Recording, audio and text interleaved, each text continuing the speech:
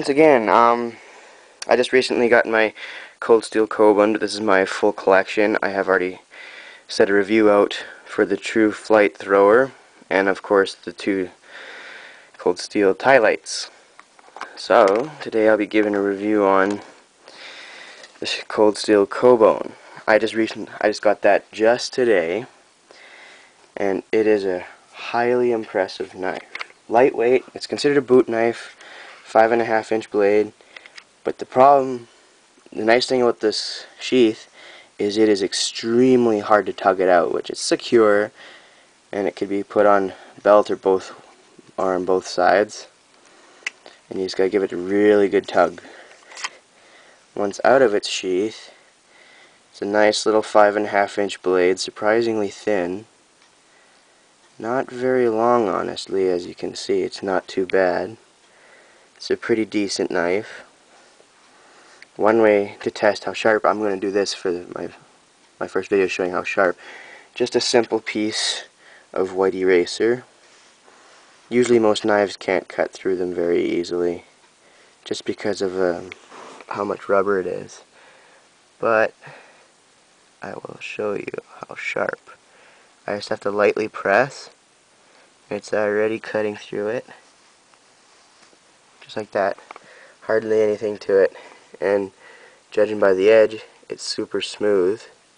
Where knives leave like small ridges and all that when they're not too sharp. It has a very nice spine on the back of it. The handle is good, and it actually is fairly thin. It fits really well, depending on how you like holding it. Very practical in size. I also got this off of Warriors and Wonders, just came in the mail today. And when I went on there one time and I first seen this, it was considered discontinued by the company that makes this, but they must have had some left in stock in Vancouver, so they sold it. And it only costs about I think it's $39.99 plus shipping. Very lightweight, solid little knife. All in all, it's really well.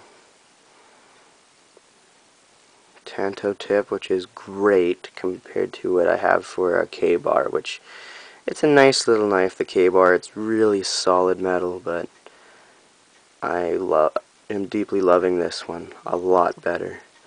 The next size up from this one is the Cold Steel Recon Tanto. One of the few military knives that are out there, but it's a 7.5-inch blade.